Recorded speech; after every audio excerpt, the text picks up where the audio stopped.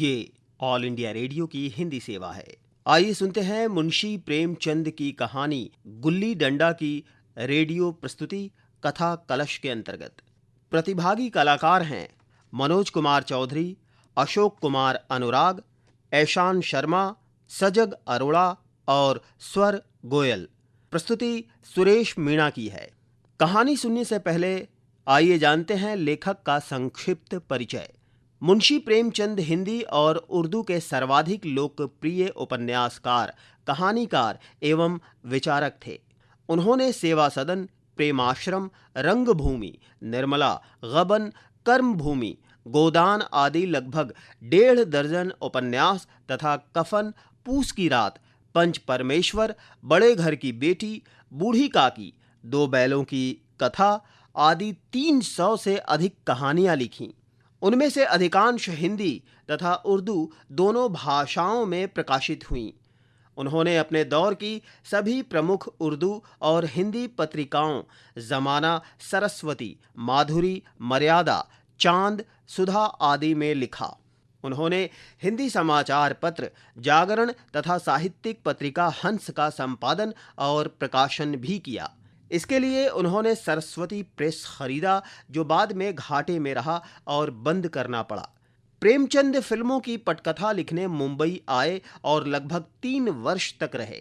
जीवन के अंतिम दिनों तक वे साहित्य सृजन में लगे रहे। महाजनी सभ्यता उनका अंतिम निबंध, साहित्य का उद्देश्य अंतिम व्याख्यान, कफन अंतिम कहानी, गोदान अंतिम पूर्ण उपन्यास तथा मंगलसूत्र अंतिम अपूर्ण उपन्यास माना जाता है। अब सुनते हैं गुल्ली डंडा कहानी का सार। मुंशी प्रेमचंद की कहानी गुल्ली डंडा खर्चीले विलायती खेल क्रिकेट के उलट गुल्ली डंडा को विशुद्ध देसी खेल का दर्जा देती है। इसे अमीर गरीब कोई भी खेल सकता है। बचपन में गुल्ली डंडा खेलने वाले अलग अलग सामाजिक और आर्थिक पृष्ठभूमि के 2 मित्रों की ये कहानी है। एक मित्र उस गांव से अपने पिता के तबादले के कारण कहीं और चला जाता है और संयोगवश 20 वर्षों बाद एक बड़ा अफसर बनकर उसी गांव में आता है।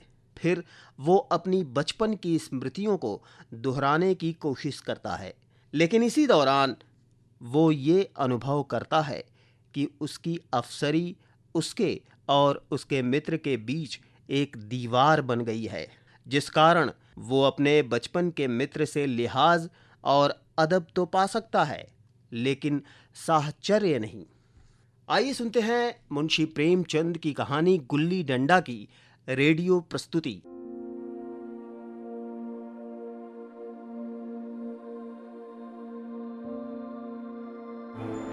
हमारे अंग्रेजी दोस्त माने या ना माने, मैं तो यही कहूंगा कि गुल्ली डंडा सब खेलों का राजा है।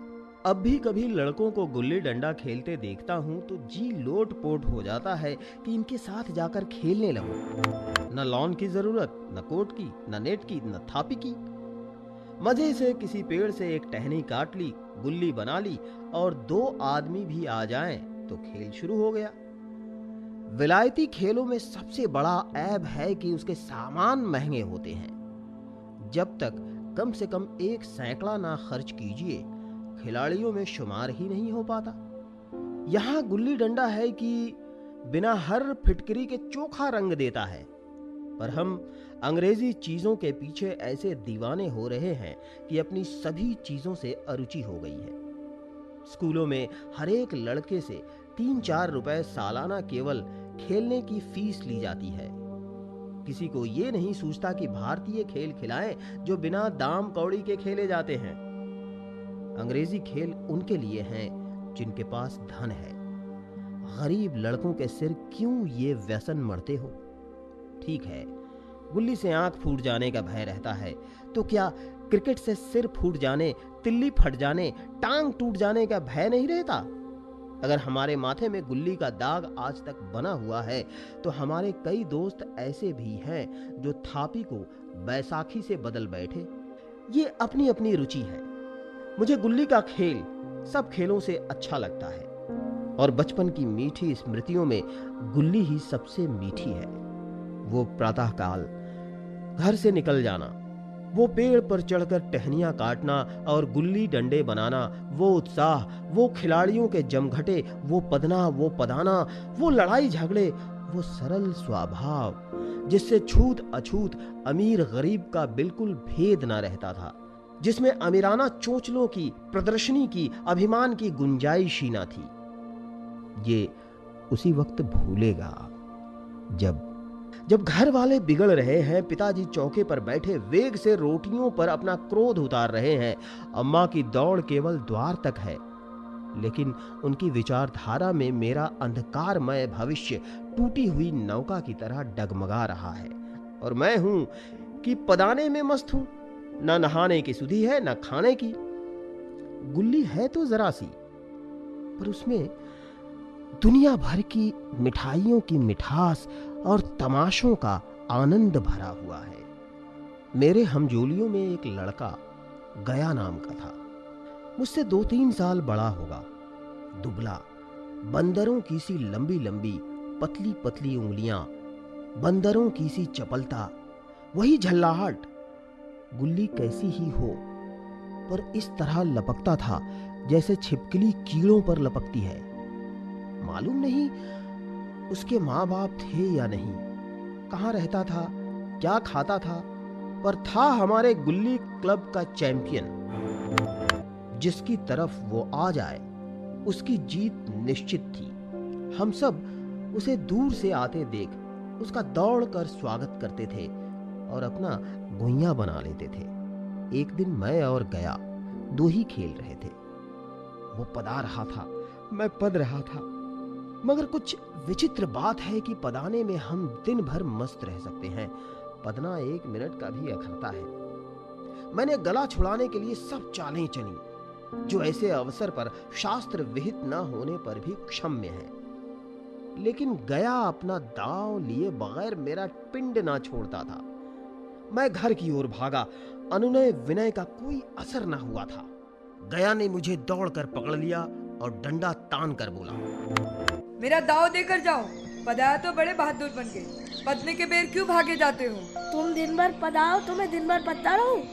हाँ, तुम्हें दिन भर पदना पड़ेगा। ना खाने जाओ ना पीने जाओ। हाँ, मेरा दाव दिए बिना कहीं नहीं जा सकते। मैं क्यों? तो मैं तुम्हारा गुलाम हूँ? हाँ, तुम मेरे गुलाम हो। मैं घर जाता हूँ, देखो मेरा क्या कर लेते हो। घर कैसे जाओगे? कोई दिल लगी है? दाव दिया है, दाव लेंगे। अच्छा, कल मैंने अमरूद खिलाया था, वो लौटा दो। वो तो पेट में चला गया। निकालो पेट से। तुमने क्यों खाया मेरा अमरूद? अमरूद तुमने दिया, तब मैंने खाया। मैं तुमसे मांगने ना गया था। जब तक मेरा अमरूद ना दोगे, मैं दाव ना दूंगा। मैं समझता था न्याय मेरी ओर है। आखिर मैंने किसी स्वार्थ से ही उसे अमरूद खिलाया होगा। कौन निस्वार्थ किसी के साथ सलूक करता है? जब गया ने अमरूद खाया तो फिर उसे मुझसे दाव लेने का क्या अधिकार है? रिश्वत देकर तो लोग खून पचा जाते हैं, ये मेरा अमरूद यूं ही हजम कर जाएगा? अमरूद पैसे के 5 वाले थे जो गया के बाप को भी नसीब न होंगे। ये सरासर अन्याय था। गया ने मुझे अपनी ओर खींचते हुए कहा, मेरा दाव देकर जाओ। अमरूद समरूद मैं नहीं जानता। मुझे न्याय का बल था, वो अन्याय पर डटा हुआ था। मैं हाथ छुड़ाकर भागना चाहता था, वो मुझे जाने ना देता। उन्हीं दिनों पिताजी का वहां से तबादला हो गया। नई दुनिया देखने की खुशी में ऐसा फूला कि अपने हमजोलियों से बिछुड़ जाने का बिल्कुल दुख ना हुआ। पिताजी दुखी थे। वो बड़ी आमदनी की जगह थी। अम्मा जी भी दुखी थी। यहाँ सब चीज सस्ती थी और मोहल्ले की स्त्रियों से घराव सा हो गया था। लेकिन मैं मारे खुशी के फूला ना समाता था। लड़कों में जीट उड़ा रहा था। वहां ऐसे घर थोड़े ही होते हैं। ऐसे ऐसे ऊंचे घर हैं कि आसमान से बातें करते हैं। वहां के अंग्रेजी स्कूल में कोई मास्टर लड़कों को पीटे तो उसे जेहल हो जाए। मेरे मित्रों की फैली हुई आंखें और चकित मुद्रा बतला रही थी कि उनमें कितनी स्पर्धा हो रही थी।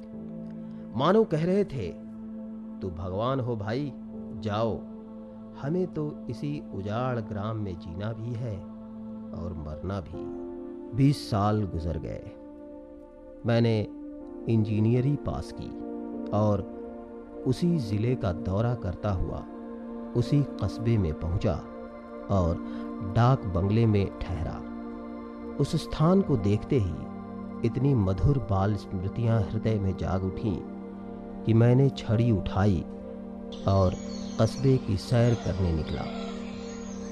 आंखें किसी प्यासे पथिक की भांति बचपन के उन क्रीड़ा स्थलों को देखने के लिए व्याकुल हो रही थीं, पर उस परिचित नाम के सिवा वहां और कुछ परिचित न था। जहां खंडहर था वहां पक्के मकान खड़े थे। बचपन की संचित और अमर स्मृतियां बाहें खोले अपने उन पुराने मित्रों से गले मिलने को अधीर हो रही थीं, मगर वो दुनिया बदल गई थी। ऐसा जी होता था कि उस धरती से लिपट कर रूं और कहो, तुम मुझे भूल गई। मैं तो अब भी तुम्हारा वही रूप देखना चाहता हूँ। सहसा एक खुली जगह में मैंने 2-3 लड़कों को गुल्ली डंडा खेलते देखा। एक क्षण के लिए मैं अपने को बिल्कुल भूल गया कि मैं एक ऊंचा अफसर हूँ। साहबी ठाठ है रौब और अधिकार के आवरण में। जाकर एक लड़के से पूछा, क्यों बेटे, यहाँ कोई गया नाम का आदमी रहता है? एक लड़के ने गुल्ली डंडा समेटकर सहमे हुए स्वर में कहा, कौन गया? अच्छा, वो गया जो वहाँ रहते हैं। मैंने यूं ही कहा, हाँ वही। गया नाम का कोई आदमी है तो शायद वही हो। हाँ, तो जरा उसे बुला सकते हो? लड़का दौड़ता हुआ गया और एक क्षण में एक 5 हाथ काले देव को साथ लिए आता दिखाई दिया। मैं दूर से ही पहचान गया। उसकी ओर लपकना चाहता था कि उसके गले लिपट जाऊं, पर कुछ सोच कर रह गया। बोला, कहो गया, मुझे पहचानते हो? गया ने झुककर सलाम किया। हाँ मालिक, भला पहचानूंगा क्यों नहीं। आप मजे में तो हो मालिक? बहुत मजे में गया। तुम अपनी कहो? डिप्टी साहब के यहाँ साइस हो मालिक। अच्छा, मतई, मोहन, दुर्गा सब कहाँ है? कुछ खबर है? मतई तो मर गया मालिक। अच्छा। दुर्गा और मोहन दोनों डाकिया हो गए हैं। और मालिक आप? गया, मैं तो जिले का इंजीनियर हूँ। क्या बात कही मालिक, सरकार तो पहले से ही ज़हीन थे। अब कभी गुल्ली डंडा खेलते हो? गुल्ली डंडा क्या खेलूंगा सरकार, अब तो धंधे से छुट्टी नहीं मिलती मालिक। गया, आओ आज हम तुम खेलें। तुम पदाना, हम पदेंगे। तुम्हारा एक दाव याद है? वो बचपन की बात मालिक।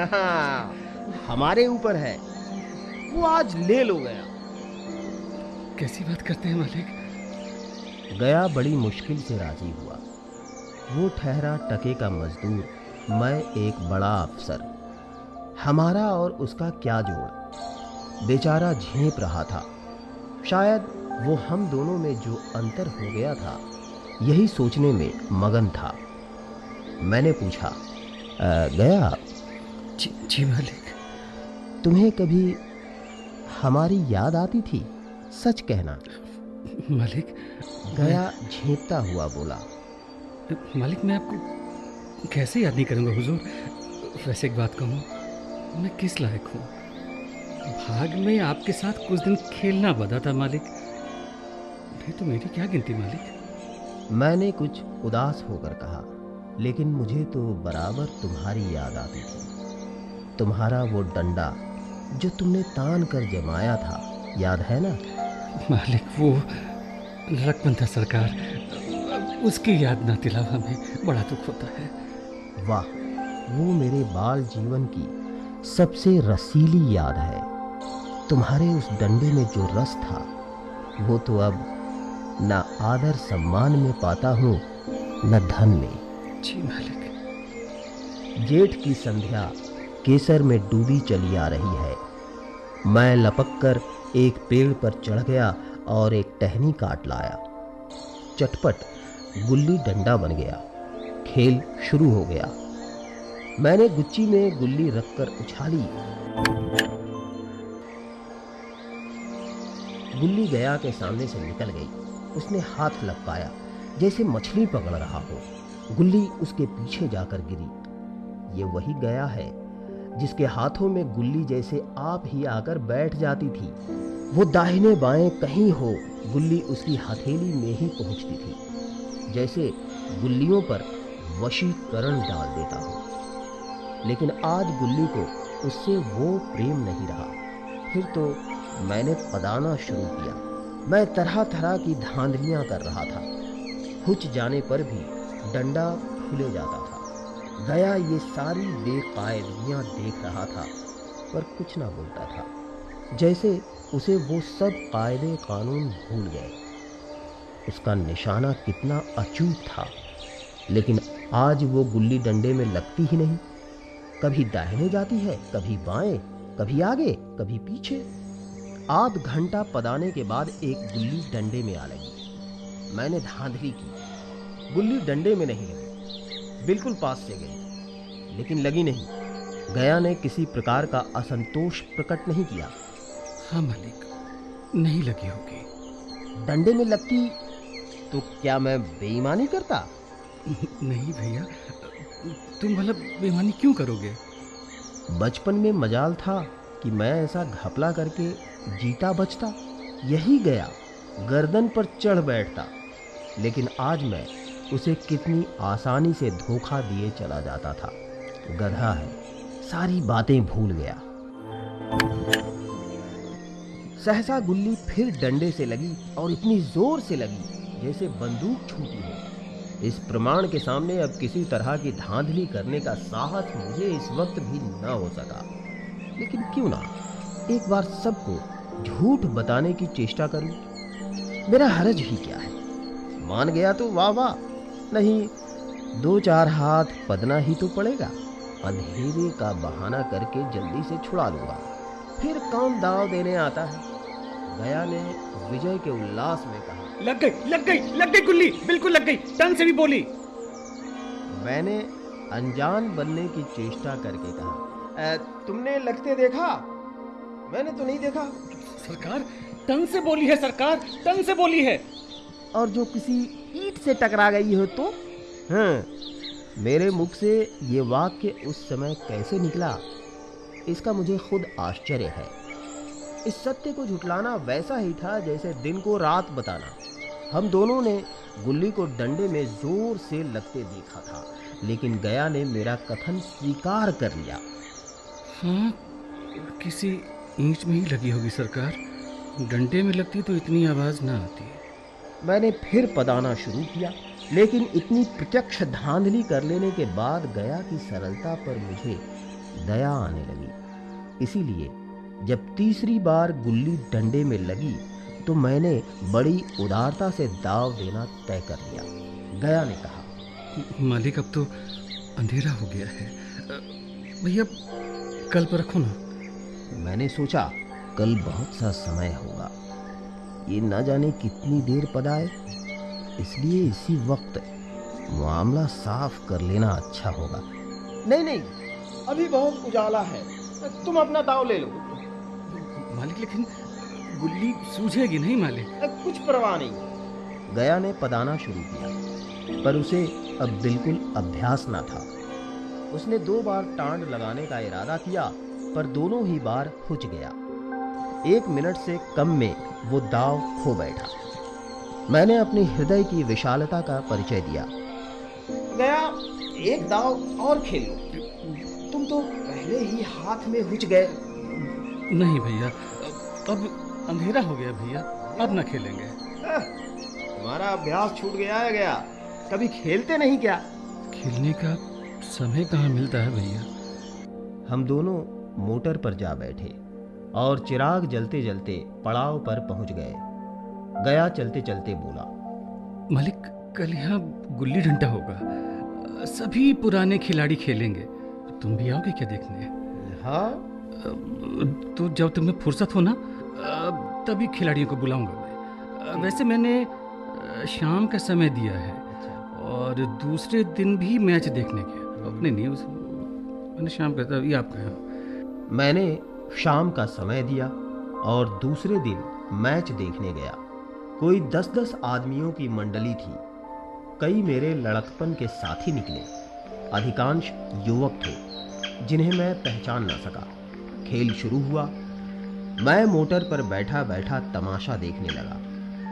आज गया का खेल, उसका नैपुण्य देखकर मैं चकित हो गया। टांड लगाता तो गुल्ली आसमान से बातें करती। कल की सी वो झिझक, वो हिचकिचाहट, वो बेदिली आज न थी। लड़कपन में जो बात थी आज उसने प्रौढ़ता प्राप्त कर ली थी। कहीं कल इसने मुझे इस तरह पदाया होता तो मैं जरूर रोने लगता।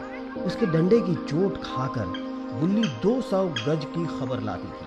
पदने वालों में एक युवक ने कुछ धांधली की। उसने अपने विचार में गुल्ली लपक ली थी।